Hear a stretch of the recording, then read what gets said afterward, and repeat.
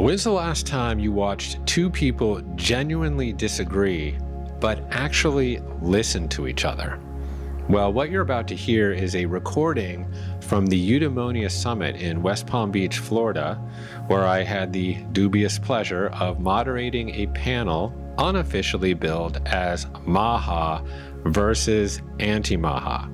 On the stage with me were two people that I know and like and respect, Dr. Will Cole and Dr. Jessica Knurick, both of whom have joined me on this podcast before. So Will runs a functional medicine telehealth clinic in Pittsburgh. He's written several best-selling books and has become very closely associated with the MAHA movement. Jessica holds a PhD in nutrition, has spent years working in public health, and has become one of the most prominent and articulate critics of that same movement. Two smart, thoughtful people who profoundly disagree on some very consequential questions in public health, sitting right there on the stage together with me in the middle. So my goal was to model what a sane, constructive, hard conversation actually looks like while untangling the public health debate at the heart of MAHA. It was spicy, deeply respectful, and ended quite literally with a hug. I think you'll find it worthwhile. Okay, ladies and gentlemen, thanks for coming out. This is exciting. Been looking forward to this for some time. First of all, I want to thank Eudemonia for the opportunity to have this kind of panel, to engage in tricky, thorny conversations respectfully. I think that's more of what we need in our society. And I want to thank Jessica and Will for agreeing to do this. You guys are both either... You're both very brave or very stupid. I'm not sure. No, I just... So there's a kind of dual purpose to this conversation today. The first purpose is really to be able to demonstrate a model exemplar of how to have a conversation respectfully and constructively with whom someone you might disagree, right? And we don't do this enough in our society. The provenance of this conversation actually was this very stage last year. I was challenged to deliver an oratory on the art of having stressful conversations. This was 2 days before the presidential election, a very febrile moment in our country's history. I got two brave souls up on stage, a Trump supporter and a Kamala Harris supporter. And while they didn't agree, they found a lot of common humanity. And that session ended actually in a hug on stage. And they've since eloped, and they have a very centrist kid named Mitt. No, that last part is obviously not true. That first part is true. There are no hugs required here today. No pressure, guys. I mean, I'm always available for a hug. But so that's the first goal. Obviously, this idea exists within the context of the public health conversation.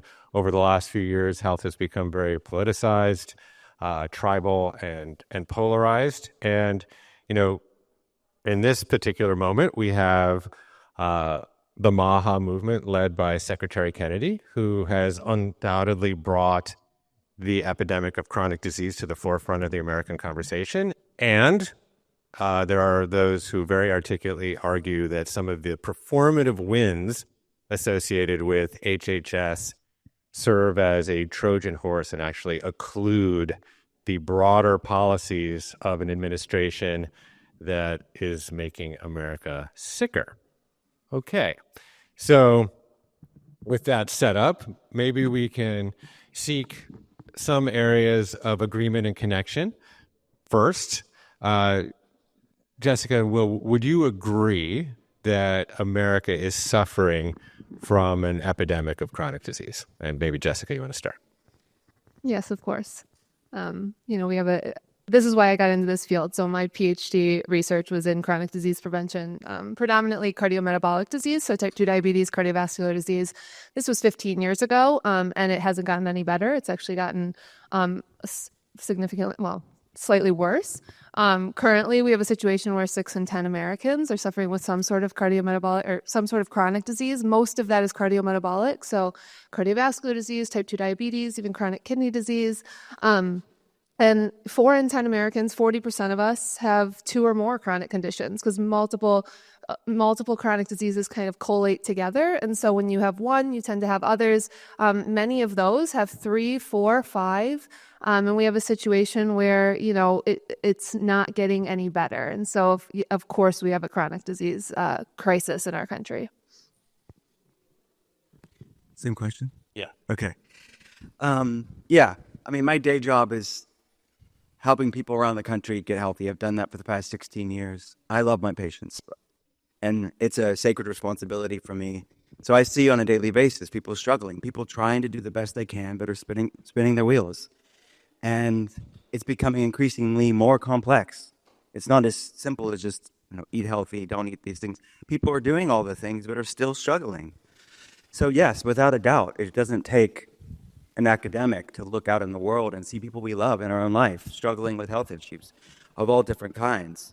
So this, and maybe this is a good time to say this, like I'm representing the sort of MAHA side of things. Like I'm not paid by the Republican Party. I'm not even a Republican. I'm an independent. Health is bipartisan for me. It's a human issue. There's no PAC or super PAC that pays me. I'm my own voice. And it's born out of something that what I've always done is just like what I see move the needle in people's labs and in people's lives. And to me, it's a human issue. Okay. So we have some coherence there around the nature of the problem. I just want to now probe what you both think is actually the source of that problem. And I don't know, Will, if you want to maybe address that first. Yeah. Well, I think it's a confluence of factors. I think I look at it through the lens of the research of looking at ancestral health and the fact that our genes haven't changed in over 10,000 years, right? But our world has changed dramatically in a very finite period of time. And you're looking at the foods we're eating and the foods we're not eating, environmental toxins, chronic stress, unresolved trauma. It's a perfect storm of variables. That our world has changed so much in such a few generations. Like these genetic predispositions have been lying latent for thousands of years, but are being awoken like never before in human history because of what researchers call an evolutionary mismatch or an epigenetic-genetic mismatch. So the more we can do to decrease that chasm between genetics and epigenetics is how you get people's health improved, how you get their lives improved. So it's not just one thing. These are complex, big topics. As people spend their entire careers talking about just one of those topics. But when you start leaning in, the body's amazingly resilient. The body is amazingly resilient. I see people up against so much serious issues being able to reclaim their health when they start moving the needle and start addressing these components as to why we're seeing these chronic health issues. So it's not one thing, to answer your question. It's a combination, but it's things that we largely have agency over on a grassroots level, which is where I'm used to, but also on a public health level. Like we need to be talking about these big things to start to change hearts and minds, start to change systems to empower people for their health. Yeah, so certainly there is individual responsibility involved in being healthy. There are protocols, many of which are espoused here at a conference like this, that people should and could adopt to be healthy. There's also this aspect that informs the ground conditions of health called the social determinants of health that add to the problem. So, Jessica, I know you've talked about that quite eloquently. Maybe you could address that in the context of that question of like, what are the primary sources of the problem of chronic disease? Yeah, so in the United States of America, we live in an environment where, if you look at our food environment, it's not a food environment that is set up for the vast majority of Americans to succeed, right? It's by some estimate 70% ultra-processed food. We live in what's termed an obesogenic environment where the vast majority of Americans are eating too many calories for their needs, which causes weight gain and obesity, and that's why we see such high rates of obesity. We see the vast majority of Americans not meeting physical activity guidelines. 80% of Americans, 8 in 10 Americans, do not meet minimum physical activity guidelines, which is just 150 minutes per week. That's 30 minutes per day, 5 days per week. You see a highly stressful environment. When you compare us to other high-income countries, we have the longest working hours of other high-income countries, and we don't have any sort of social safety net programs. We don't have a paid leave program. We don't have any type of programs that are helping to alleviate any of that. We have millions of people working 2-3 jobs, working far more than what a full-time working schedule should look like. And our sleep is struggling. These are the pillars of health, right? Diet, exercise, sleep, stress. And we live in an environment that is not set up for the vast majority of people to succeed. And so we see that the vast majority of people are not meeting evidence-based guidelines for nutrition, for exercise, for stress, and for sleep. And so when you look at that, and you have to ask why. So we have this evidence of what could be helping people reduce risk of disease. It's what I studied in my program, and what I've been working in 15 years. We know what works. No one is adopting the behaviors. And so you have to ask why no one is adopting the behaviors. And when you do that, you have to look at a systems approach. And so I want to make very clear, when we're talking about public health, we're not talking about individual health. We're talking about the health of the entire country. And so when you look and you hear statistics like I rattled off earlier, 6 in 10 Americans have some sort of chronic health condition. When you look at that, you have to look at who is actually impacted by those chronic health conditions at a population level, because that's what public health does. And it's very, very clear when you look at a map of chronic disease in this country exactly who is afflicted by chronic disease. And it's not foolproof, it's not 100%, but it patterns very, very closely to any other map that you would put over it with social determinants. And so social poverty, for example, you put a map of poverty over a map of chronic disease, and they mirror almost perfectly. I did it yesterday in my talk. And you can see there's what we call the stroke belt, which is through kind of the southern states and up into Appalachia, up in the Midwest a bit. And those are the areas that are kind of concentrated with the most chronic disease. And so when we look over the last 40 years at public health data, what we see is that there's determinants of health. And so your healthcare is one of those determinants. Your individual genetics, your individual behaviors are determinants of your health. But the biggest determinant of health, and it's very consistent over the last 40 years, that when you look at population levels, not individual people, population levels, 55 to 70% of health is determined by what we call social determinants of health. And those are non-medical factors that directly impact health. Those are things like your access to healthcare, your access to income, right? Are you living in poverty? Are you living in a food insecure households? Your access to education, social community and context there. And so when you're looking at how can we improve population level health, you have to look at the social determinants of health and starting enacting policy, because this is all policy based, and that's why public health has always been political, because you have to have policy enacted in order to improve some of these health outcomes. And so that's what I would say is the reason that Americans are really struggling, is because we have underinvested for decades in public health programs and public health infrastructure, because there's not a lot of money in public health. And the United States really likes to invest in things that are very profitable. Yeah. Can I answer, Jack? Is it okay? I mean, I agree with all of that stuff. I agree with all of it. And that's what's wild to me, because I think we have so much. I told you this before. Like, I think we have so much in common, because I agree with that. I live in Appalachia. I live in southwestern Pennsylvania. I see it on a daily basis. I don't live in the bougie parts of the country. I like visiting them, but I love my simple life.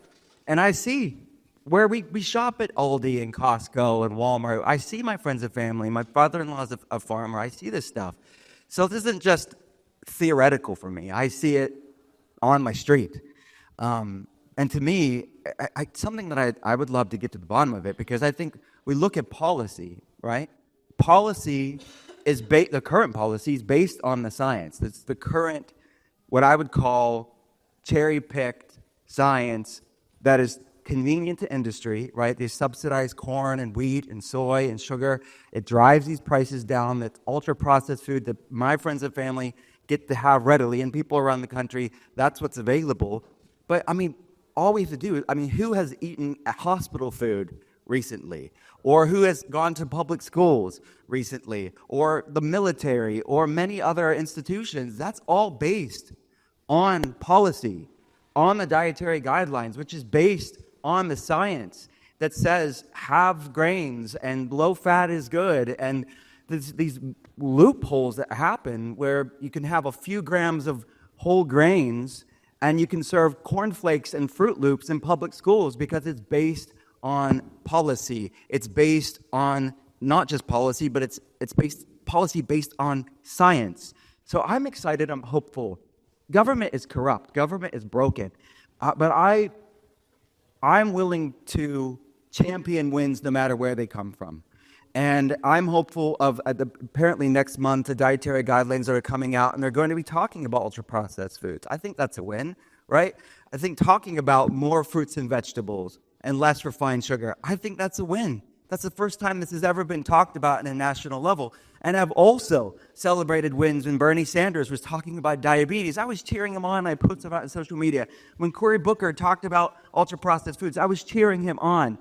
And I will also celebrate wins with Secretary Kennedy, because to me, it's not partisan for me. And I'm going to be intellectually consistent, and it doesn't matter who says it, it's what they say. And even if it's incremental wins, because these are big systematic issues that aren't going to be solved overnight. But I'm hopeful that we're actually having this dialogue. So beyond the dietary guidelines changing and SNAP reform, and we could get into all this stuff, I see exciting wins. What I'm also excited about, this sort of swell of MAHA, whatever you want to call it, it's the hearts and minds. It's the increased awareness around these big issues. So at least on an individual level, people can start. I had a call with some corporate heads at Walmart a few months ago. They said more and more people are shopping at Walmart asking about things on the label. That's a great thing. So if government's going to be broken and is wholly inept, which I agree with Dr. Jessica, but what can we do in the meantime? And they call it the bully pulpit, or the hearts and minds, and start to shift the market from the conversations that people are having in HHS and beyond. So as a pragmatist, as someone that helps individuals get healthy, I'm excited about this. Do you want to, maybe Jessica, you could address the nutritional guidelines, because as I understand that the nutritional guidelines actually changed about 14, 15 years ago. Yeah, let's talk about the dietary guidelines. I do want to say one thing just about the underpinning of MAHA and this conflation between science and policy. We do not have policies right now that are evidence-based. So that is the crux of the issue with the MAHA movement, is that they use that framing in order to erode trust in science. We do not subsidize corn, wheat, and soy because the evidence tells us that's what we should be doing. We do that because that's what's most profitable. Because in the 1970s, Earl Butz, who was the head of the USDA, decided we needed this go big or go home strategy, and it was much more efficient to have people go, okay, well, you guys are growing 100 crops on your farm. That's not efficient, right? Let's make this much more efficient, much more profitable, so that we can export those crops. Let's turn all of the farms into monocultures, and so you're only growing one crop. You're growing either corn in the Midwest. Corn grows great. It's super efficient. Grow corn, and then we can export it, and we can make a lot of money. That is the scientific evidence never said to start subsidizing corn, wheat, and soy. And so this conflation of science and what policy has been enacted in order to prioritize profits at the expense of people's health is a real crux of the MAHA movement, and it's the real issue with the MAHA movement that people in public health and in science have with this movement. And it seems quite intentional to erode trust in science, because, and if you look back, you can look at all public health advocacy has been there. I've been in this fight. Many public health experts have been in this fight trying to advocate for better policy, because the policy has not been evidence-based that we use in this country. With the dietary guidelines, you know, they also use this idea of the food pyramid. I went and got my hair blown out yesterday, and the woman talking to me was like, she asked me like what I did, and I never like to tell people I'm a nutrition these days, but I did on accident, and she was like, oh, you're not talking about the food pyramid or telling people about the food pyramid, are you? First of all, the food pyramid has not been used in 20 years. 20 years. 2005. In 2000, now it was my pyramid from 2005 to 2011, and this is just, it's a visual representation of the dietary guidelines. So actually the dietary guidelines have not changed all that much over time because nutrition science research hasn't changed all that much. But the food pyramid that we all think about when we think about the food pyramid that they are all talking about stopped being used in 2005. It's been my plate since 2011 under the Obama administration. Our dietary guidelines are evidence-based. And this, it's very odd to me that we pretend that they're not. There's very strong nutrition science research to show our dietary guidelines right now recommend making half your plate fruits and vegetables, getting a variety of proteins, making over half of your grains whole grains, eating as many, if you look in the dietary guidelines right now, go look at them. They recommend eating as many whole food, nutrient-dense foods as possible. Those are the dietary guidelines. They mirror dietary guidelines all around the country, or all around the world, I should say. Other high-income countries have dietary guidelines very similar to ours. Limit added sugars, limit saturated fats, limit refined grains. All of that in our dietary guidelines are also in other high-income countries' dietary guidelines. They're very, very close. There's very few differences because we use nutrition science research from all around the world when we make these recommendations. It's not like we're just doing research in the United States of America and that's the only research we use. We use it all around the world.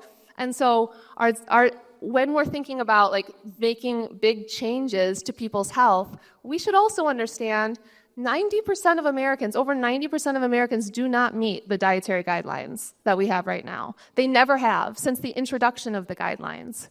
Since the early 90s on up, no one's ever met them. And we have lots of evidence to show that if people did meet those dietary patterns that are recommended in the guidelines, they would be far better off health-wise. But 90% aren't meeting them because we're eating too many calories for our needs. We're not meeting fiber intake guidelines. 95% of us aren't. We're not meeting vegetable guidelines. Over 90% of us aren't. And so the issue is that we've never actually met the guidelines, not the dietary guidelines themselves. So if you change the guidelines that no one is following, no, it's not going to move the needle on health.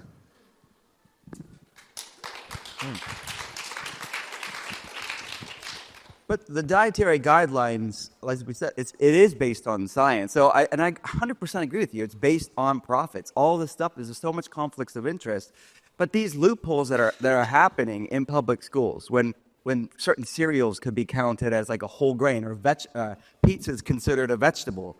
I mean, that is based on these dietary guideline loopholes of, well, if we meet these thresholds, this cereal is considered a whole grain, or this pizza is considered a vegetable. So what are your thoughts on that? I'm curious on, like, do you think that's a good thing, or no, we should close those loopholes? We should close those loopholes. I agree with you. But that's not because of science. Science is not saying that pizza is a vegetable.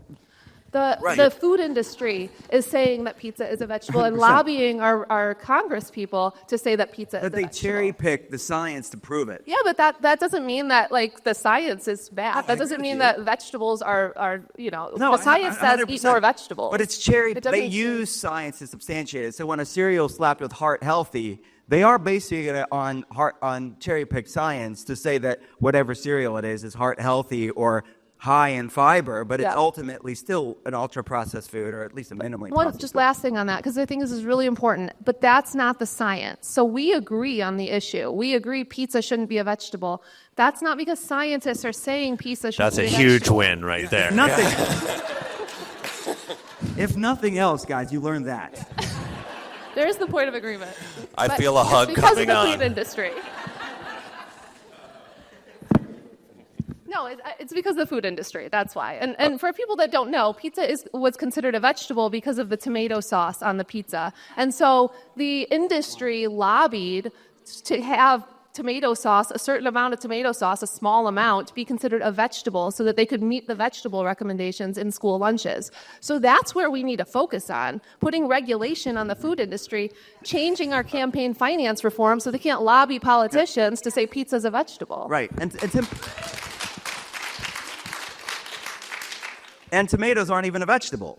So they have to get that right. Well, I mean, if you really want to get into it, vegetables don't exist. That's a different panel. In botany.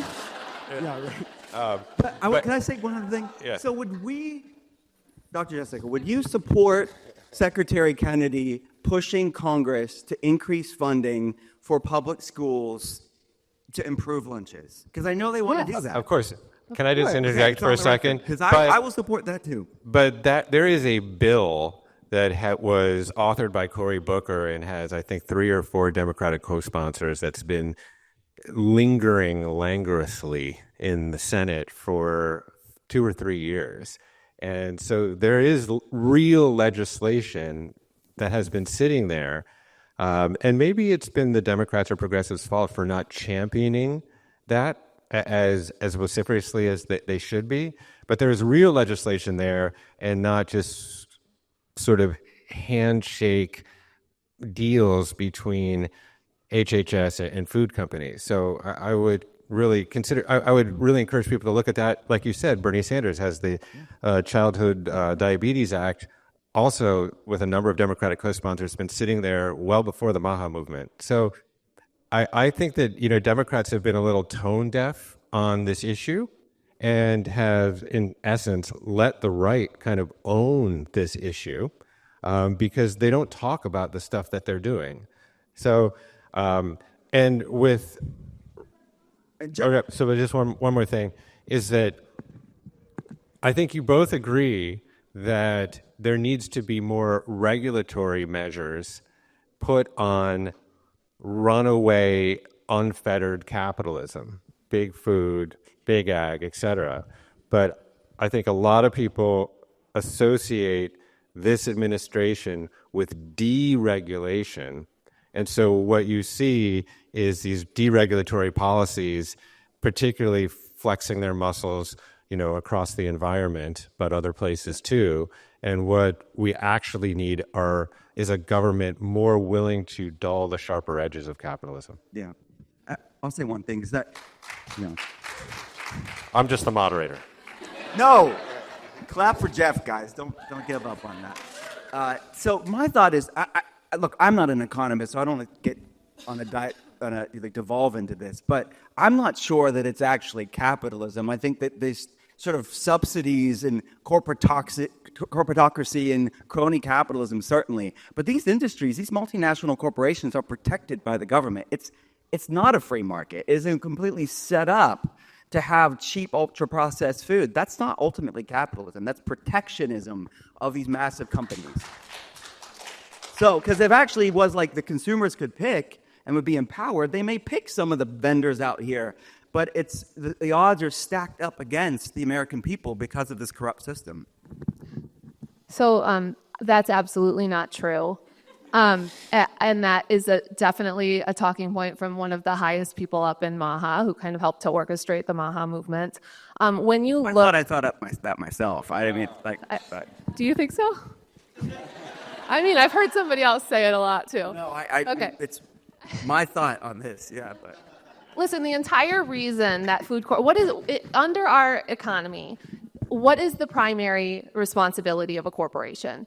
It's to maximize profits and growth. And that is the primary value, right? At the expense of all other values. Food corporations aren't out there to make us sick. They just don't care if we get sick.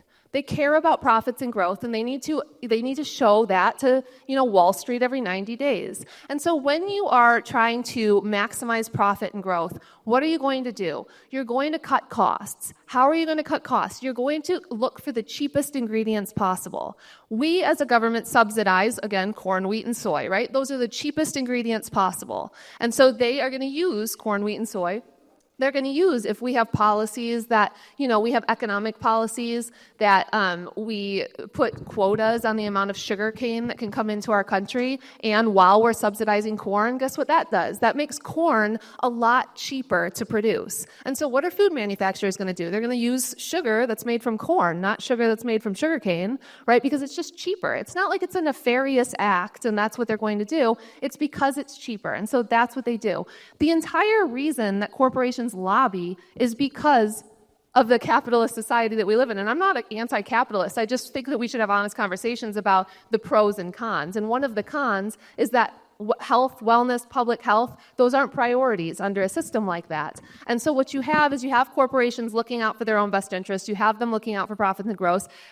They're going to lobby politicians to enact laws in their own favor, and that's what we see happening. And so when you say that corporations making ultra-processed food is not capitalism, it's exactly capitalism. It's the function of capitalism and why these corporations are making these low-nutrient, ultra-processed foods that people eat a lot of. Yeah, I agree with you 100%. So I'm not saying that's a form of capitalism. I'm saying that it's these sort of subsidies. It's if you actually look at the definition of like a free market, these subsidies and legal shields and preferential treatment to industry is not true free market capitalism. But look, I'm not an economist.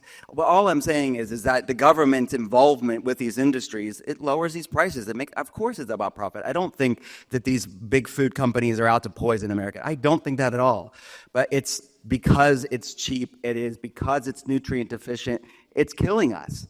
To me, I'm excited to hear that if we can get HHS to push Congress to increase funding for public schools to get more fruits and vegetables, to close these loopholes, to reform SNAP and be really focused on whole foods and make it more accessible, I'm all for that. I think it's a great thing. You brought up SNAP. Can we talk about SNAP? Let's talk about SNAP. That's an uncontroversial topic. I'm glad you brought it up. Why'd they bring it up? Oh, man, You SNAP. opened the door, so... Yeah, you said it first, Will. You're going to regret that. I know. Sorry. Okay, so SNAP is our Supplemental Nutrition Assistance Program. It's the most important program we have for reducing food insecurity in our country. 13.5% of the country live in food insecure households, which means they don't always have access to the nutrients, the nutrition that they need to meet their nutrient needs. Not necessarily calorie needs, but nutrient needs. So more nutrient-dense foods. So SNAP helps to directly reduce food insecurity. It's despite what's in the media, it's an incredibly efficient and effective program. It directly reduces food insecurity by 30%.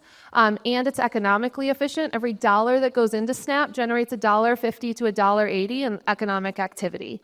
So it's efficient and it's effective. It does its job as is.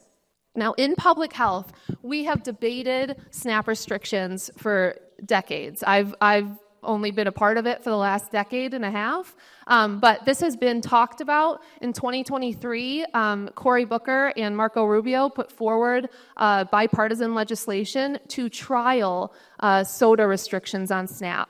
It seems common sense. It seems, how could you fight against soda restrictions on SNAP? Let me just explain the other side of why there has been debate, and it hasn't been just like, yes, let's go put the restrictions. The reason is because I just explained it's a very efficient and effective program.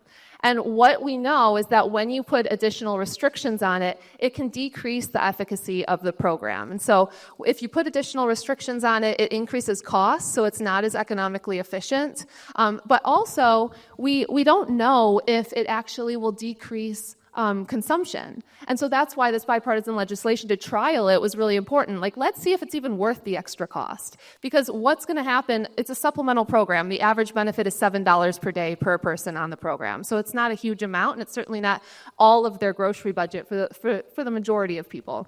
And so it's very possible that they just may use their SNAP dollars for whatever else. Maybe they just didn't think about it before because there weren't restrictions, but they'll still buy the soda. They're just not going to use that other they'll use the $7 on something else. And so it won't actually decrease consumption of soda. We know that people on SNAP do not have different eating patterns than income-matched people who are not on SNAP. There was just a report out last week that showed they eat in the exact same way. There's very different variability between how these people eat. And so SNAP is not the mechanism by which people are consuming the soda. And so if you increase restrictions and you increase those barriers and for no measurable health outcome, then that's a problem. And we don't have any data to suggest that it would actually meaningfully improve health. It would just be a barrier on accessibility. It's interesting.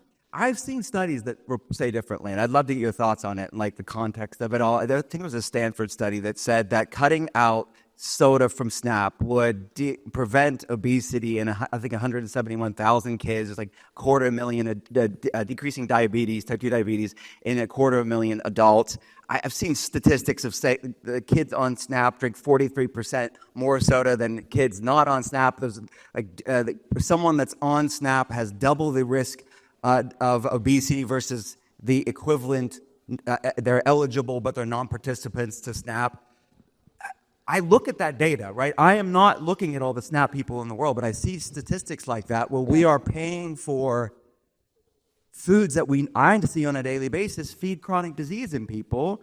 And then the majority of people on SNAP are on Medicare, Medicaid, and the majority of those people are on medications that we're also funding. So we're funding to treat the chronic disease or manage the chronic disease for that we fed in these people, or at least participated in some degree. I know there's free will involved, and you're right, they may find soda in another way, but to me it seems like such an enabling, such a pandering, such a feeding of this chronic disease versus saying, no, we want to set you up for success. We want to break generational cycles of disease and not have it completely be funded by the American government. Yeah, so restricting their ability to have soda is not going to enable them to get healthier, though. So if we wanted to enable them to get healthier, we wouldn't cut almost $200 billion from the program and restrict people from having access to SNAP. And also, we would look at the actual food environment. So what we've done is we've built a food environment that sets people up for failure. People living in food deserts, people who don't have ready access. I just said 13.5% live in food insecure households. We've built this food environment, and now we've said we're going to fix the problem by restricting people's ability to choose their groceries in an incredibly efficient and effective program. And so again, I'm actually not anti-soda restriction. I'm pro let's trial it out and see if it actually keeps the program efficient and effective. I'm anti-pretending that it's going to be this revolutionary health outcome, which none of us actually know if it is. What do you think of the Stanford study, the things like, where are they getting that so those data? are modeling trials. Okay, so I believe that. Yeah. All of that is modeling studies because we haven't actually looked at what happens in free living individuals. And so there are some modeling studies that look at if you take soda away, and the modeling predicts that the consumption will come down. But what the debate is will consumption actually come down? Will they swap it for juice? Because you can still buy juice. Will they just use their extra money and increase their soda consumption there? And so or will they swap it for like some other unhealthful food? But even if, to me, it's like at that point, I'm not saying that someone on SNAP can't have soda, but why are we paying for it? So to me, that's the bigger thing of like, why do we stop there? Why don't we have alcohol in SNAP? Why don't we have other things in SNAP as well? Because to me, it's like there has to be a line. I hear you. It may not change. Where do you... But I do agree with you. Just knowing people, they'll probably find a way to find their damn soda. But why should we be subsidizing it? Ultimately, and you talk about these big food companies, if we cut subsidies, SNAP subsidies to these big food because they're not covered by SNAP anymore, isn't that a good thing? We subsidize these corporations. No, but all I'm the saying time. if they can't be covered by SNAP, it would be helping to not put more funding, federal funding, into these big food companies. Shouldn't we just regulate the food companies? That too. Right. Yeah. I agree. Yes. There's no regulation at the big food companies. Both and. I agree with you. I don't necessarily agree with like going all the way downstream to when like the lowest income people are like purchasing their food to try to like do something about the food corporations. I think that we should regulate the food corporations. I think you probably can generally agree that we need to stop big food companies like Coke from externalizing their costs, right? So they don't pay for the Wegovy or insulin or metformin related to the diseases that they cause, right? So this is why they're able to show big profits, because they can produce their product for below the true cost of production through subsidies, and then they don't actually have to pick up the societal costs for that. So maybe we can just close the I think also bracket a lot that of this off. is like hypotheses, right? And that's been the crux of it. We are hypothesizing that like when we do these changes, something will happen, but we don't have any data to suggest it actually will. Where we do have good data is if we regulate food corporations, if we put a soda tax, like a sugar tax on soda. Like I don't know why we're not going after evidence-based public health policy, and instead we're regulating what low-income people can purchase with SNAP while cutting SNAP funding almost $200 billion. Because I'll tell you, this has been the party in power's goal, has been to put restrictions on SNAP, because what happens is fewer people use the program. And so what happens is food insecurity increases when fewer people are using the program because they have shame or it's difficult to navigate the system. Because it puts up more barriers, fewer people use it. And so it's an efficient and effective program that is cost effective. And it seems like it's a very ideological thing to focus so much on this particular program when it's just not a major driver of our health issues. It's my understanding that SNAP has doubled since 2020. I think it was around 60 billion to whatever, and it hasn't come down to pandemic levels. So I like what are you referring to when you talk about SNAP being cut? Because I've seen the spending really come up, and it's not come back down to pre-pandemic levels. But Are you not aware that it was cut in the the big bill? beautiful bill? Yeah. So is that inaccurate? I haven't seen the numbers come down. It's still billions of dollars, hundreds of billions of dollars. So just passed in July. yeah, and it's not meant to 2020, enact it was at 60 billion. In 2020, it was. So- Look, and let me say this too: cutting. Sorry, Jeff. No, you're good. I love you. It's like we're spending more money than ever before in human history on chronic disease and funding these federal programs, and we're sicker than ever before. So to me, it's like spending more money on a broken system isn't necessarily the goal. So when people say, "Oh, the funding is cut," as if that's a bad thing, we're, as far as like statistics go of like Western nations, we're one of the sickest. So, and I don't know the exact, like the big beautiful bill and the exact numbers of talking about hundreds billions versus 90 billion. Who knows? It's billions. But at 2020, it was at 60 billion.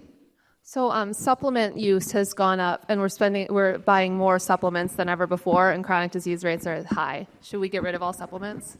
Most of them. So that's a correlation. So yeah, Except yours.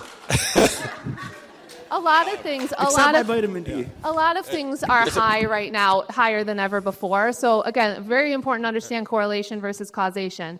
We are not in a chronic disease epidemic because of our amount of public health funding and our public health programs. Again, and that's a really easy kind of way to defund public health programs, which is exactly what the administration in power has been attempting to do since their first term. Yeah. And so again, that's a misdirection and misguided in terms of their messaging on this. That's not the reason that people are sick is not because of Medicare and SNAP.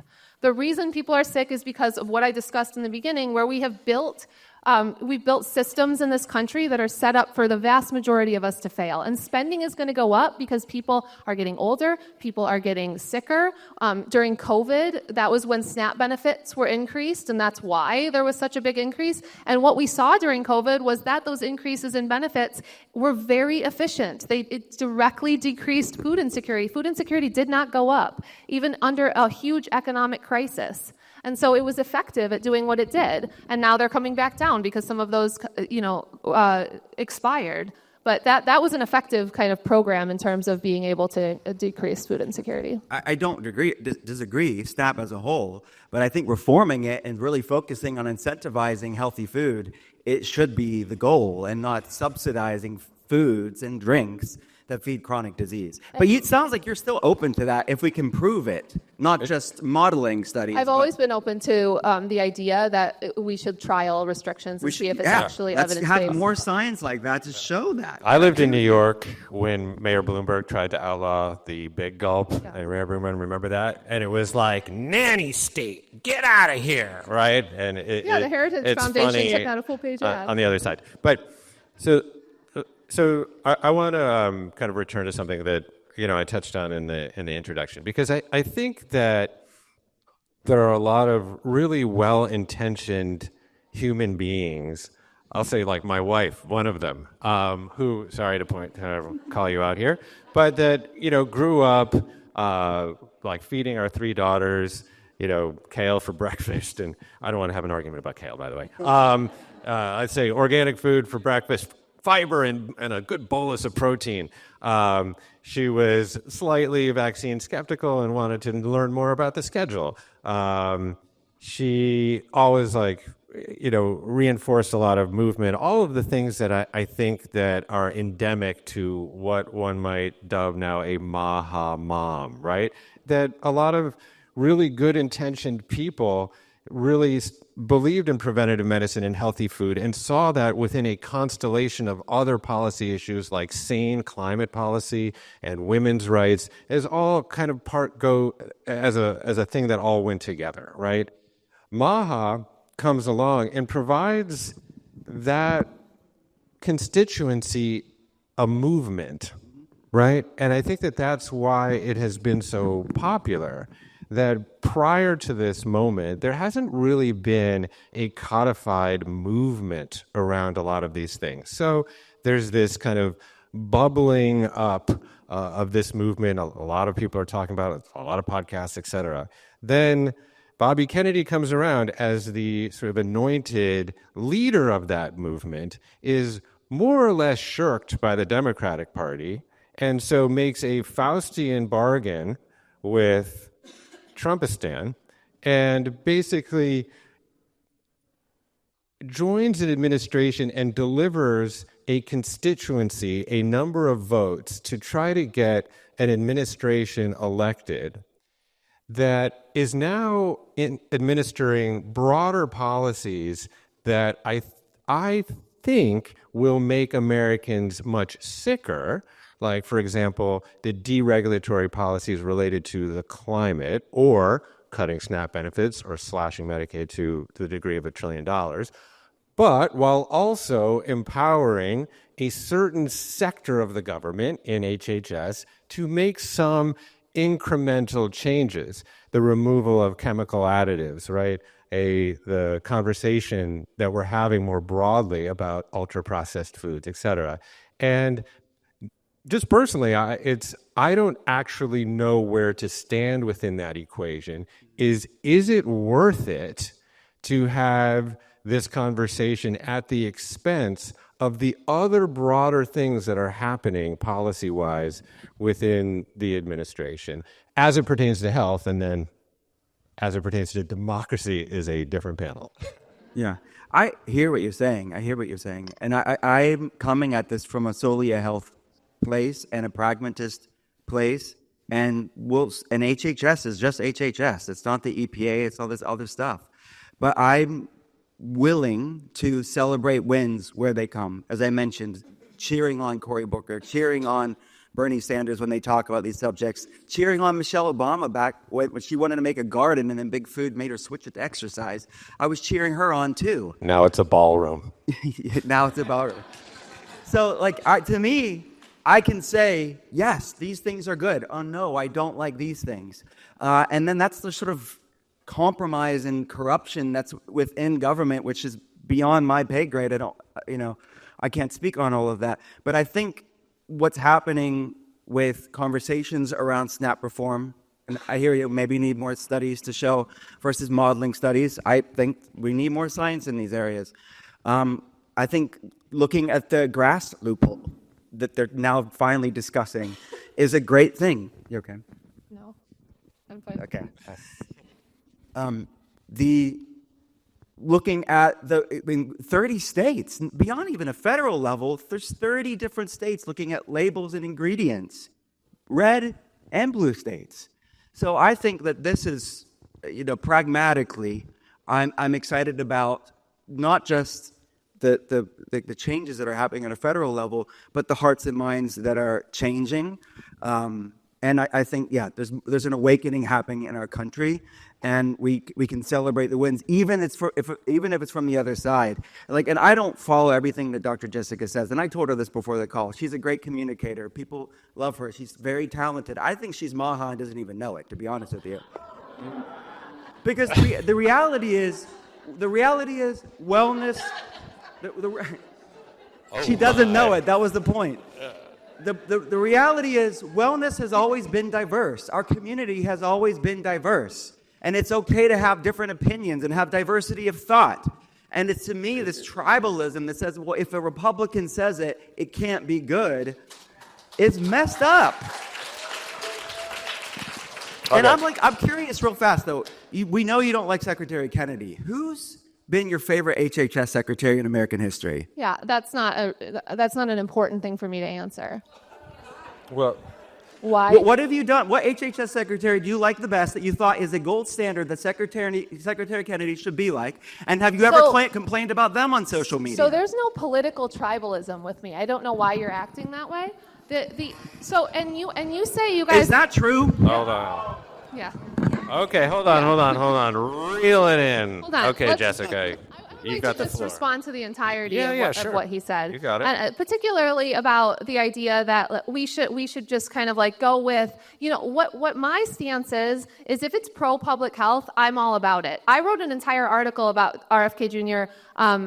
Trying to close the grass loophole and talking about closing the grass loophole in support. So this idea that I am tribal and I'm not going to agree with or accept things if they actually get done and they're not just talked about in terms of being done. So a lot of what is being done in the MAHA movement, you think that I'm MAHA and I don't know it. I would say that maybe perhaps you are pro-public health and don't know it, and perhaps you should listen to public health experts and scientists who have been in this fight for years and have not been able to make any changes because of politics and because of the money in politics. I hear you, Jessica. I don't disagree with that at all. Well, the movement does, because the movement is not working with any experts in this area. The movement is intentionally eroding trust in anyone who's been working in science or public health for the last many decades, and that is the biggest issue. The movement has pitted science against pro-MAHA people, and whereas the vast majority of people in the MAHA movement would be on the side of many of us who have been working in public health. We want the same things, and we understand the policy behind what actually has to happen. We understand for the last 40 years of data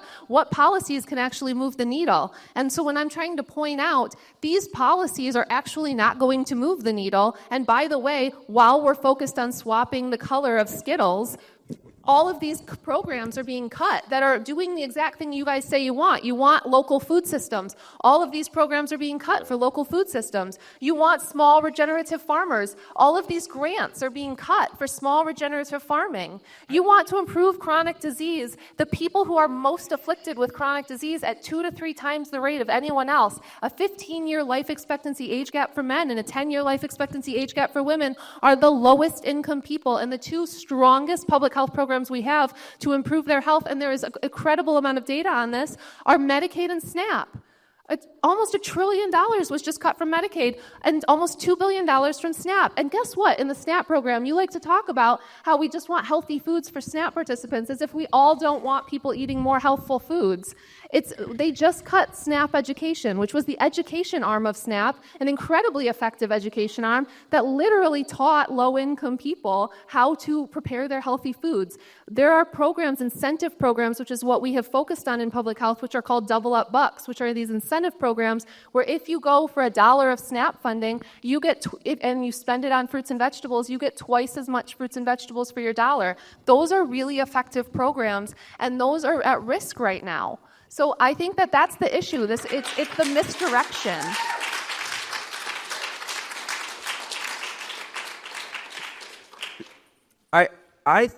HHS is not the entirety of the government. I 100% agree with you. All that stuff you're saying, I agree with you. There's so much corruption. It's a profit over people.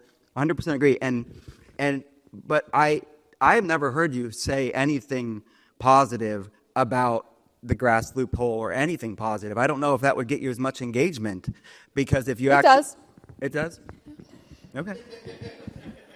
Yeah. But to me, I just see it as being one-sided. Where if I would love a randomized controlled trial on what you're saying and saying, well, Bernie Sanders said this, and everyone, you would love it. But if Secretary Kennedy says it, you don't love it. And I just feel like there's this sort of tribalism over saying, yeah, I don't love all the other stuff about the Republican Party, but I do like this, this, and this. I haven't heard you say that, but again, I haven't been exhaustive of all the things you... It's just not true. If Secretary Kennedy proposed evidence-based solutions and actually had policy, I would be the first to champion it. I have always said that, and that remains true. Right. And I have also talked to Cory Booker about anti-science things that he's said. Okay. And I've gone after him, and not after him, but I've talked to him about it. And he literally, I mean, he responded to me in the DMs. I sent him a long message about how he was purposely spreading anti-science information. And he came back and said, thank you so much. Like, that's opened my eyes. That's really helpful. I appreciate that. I have not heard that. And so, I mean, going back to something that I did say, so you don't think there's a HHS secretary that was like your favorite? Yeah. So HHS secretaries historically are not like these like celebrities. They're not out there with social media accounts making programs. They're trying to do the inner work of public health. And the HHS secretaries that I appreciate are the ones who actually work with the scientists within the health agencies. All while chronic disease has grown over that time. Again, that is not because of the scientists within public health agencies. I'm sorry, this lady was distracting me. Well, I think I think this is really like very important to understand. We're saying chronic disease has grown, and that's the way that this administration is justifying cutting all of our public health agencies, which are really the only part of the government that is looking out for anyone's health. The vast majority of the rest of the government doesn't care about our health, and they care about profitability. Public health is what does care about our health, and we're just cutting all of the programs. In Trump's 2026 budget, he's trying to cut the CDC by over 50%. The CDC is what tracks disease. I mean, we just had an outbreak of botulism in infant formula that was caught from people in public health who were not getting paid during the government shutdown, who identified that outbreak so it doesn't spread anymore, and we were able to trace it. And we're trying to cut all of these programs that are looking out for our health, and this administration, which has tried to do that for the administration, especially since their last administration during Trump 1, has tried to cut federal funding for these public health programs, but they always faced a lot of pushback because that's the one arm of the government that looks out for us. And now through this movement, through this messaging, it's been a gift to this administration because it's been intentionally eroding trust in science and public health, the only area of the government that is trying to help keep us healthy. And now they're able to cut the programs that they've always wanted to cut. Do you feel like HHS and the MAHA movement is really, we're the ones, whoever we are, the loose coalition of people are really is what eroding trust? Do you think it's been the behavior of the institutions that have eroded their own trust, and people just have eyes to see and ears to hear? The former. That's the different, yeah. We have a different opinion of that. Yeah, to me, I think that they're the cause. We're looking at what they're producing. They are failing, but we are eroding trust at the fact that they are failing. No, I just think people are calling what they see. Let me give you a really good example of how MAHA is eroding trust, and it's not actually the institution. People in the MAHA movement will go on, whatever shows there are, or they'll go on social media, and they'll say that the FDA is funded by the same industry it's meant to regulate, and so it's completely corrupt. That is intentionally eroding trust in people who do not understand why the FDA is and how the FDA is funded the way that it is. That's not the FDA eroding trust. That's the MAHA movement eroding trust in the FDA. Because the FDA has, by the way, public health has chronically been underfunded for decades, right? And so in the early 90s, they didn't have enough funding to keep up with regulatory oversight of pharmaceutical medications. So pharmaceutical medication, pharma was going through these drug trials. They were like, we need to go through this regulatory oversight, and there was this huge backlog. So instead of Congress allocating more taxpayer dollars to the FDA, what they did was they said, okay, we're going to implement user fees. Just like most regulated industries have user fees. There's set user fees. And there's lots of different things that you have to go through in order to kind of go through this regulatory oversight. But with those user fees of pharma, they were then able to hire more people to go through proper drug approvals. Now, that is very different than the FDA being corrupt. That's Congress saying, okay, we're going to allow you guys to have user fees.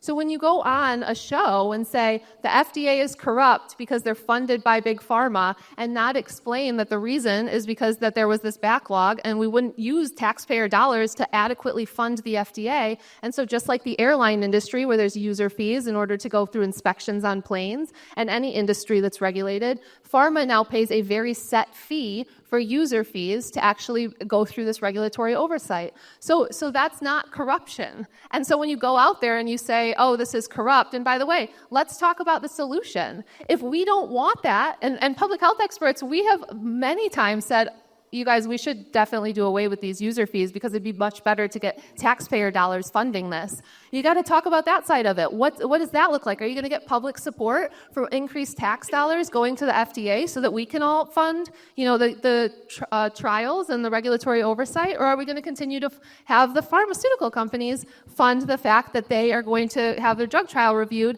and then they're going to actually be able to make money from all of that pharmaceutical medication? So is it the taxpayers or is it the FDA? So the issue is that it's not being discussed in a genuine way. If we discuss it in a genuine way, then we can say, okay, what's the better option? But when it's discussed in a way that it's just like the FDA is corrupt, we should cut 50% of its funding, that's the problem. Yeah. We're out of time, sadly. And I think this is why it is so important to have longer, nuanced, complicated conversations like this, because that answer is very difficult to explain on Instagram, even though you do a good job at doing that, an excellent job.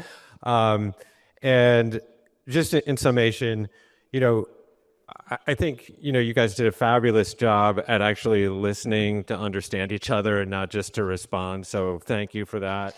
I would say, just for everyone here, because this is in the zeitgeist. We're all having this debate vociferously. Thanksgiving's around the corner. You might have to have it at the Thanksgiving table. And I want you to all use some of those techniques of really listening to understand, seeking connection and not always solution.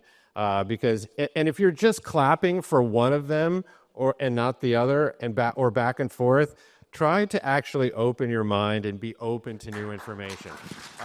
So thank you, Jessica. Thank you, Will. Thank you, Eudemonia. Oh, there we go. I want in. No. Great job. Thank you for listening to today's episode. For more of my weekly musings, along with ad-free episodes and live stream conversations, head over to my Substack at jeffkrasno.substack.com. I also want to let you know about our course platform over on Commune, which contains over 3,000 lessons and practices from the world's leading integrative medicine doctors, health experts, and yoga, fitness, and mindfulness teachers. It's a living library for holistic well-being, and you can try it for free for 14 days at onecommune.com/try commune. As a reminder, the audio version of my new book, Good Stress, is available on Audible, and you can listen to it for free as part of your premium Spotify membership. And if you prefer the old school analog option, well, you can pick up a dusty old scroll at goodstress.com and get over $900 worth of bonus courses from some of my biggest influences, including Dr. Mark Hyman, Dr. Zach Bush, and Dr. Gabor Mate. As always, feel free to reach out to me with comments, questions, or criticism of the constructive variety at jeffk@onecommune.com. Okay, that's all from the Commune for today. My name is Jeff Krasno, and I am here for you.